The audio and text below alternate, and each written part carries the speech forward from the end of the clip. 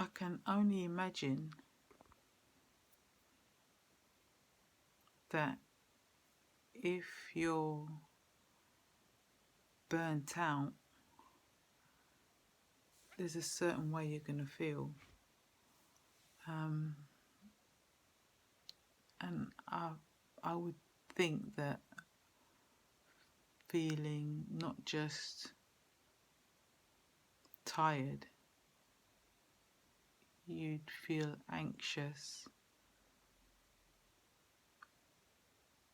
you'd have physical symptoms, upset stomach,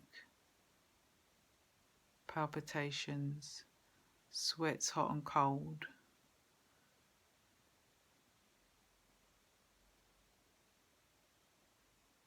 I think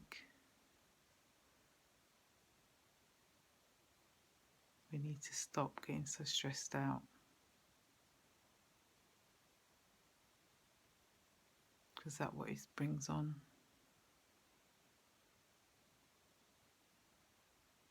Take care of yourselves.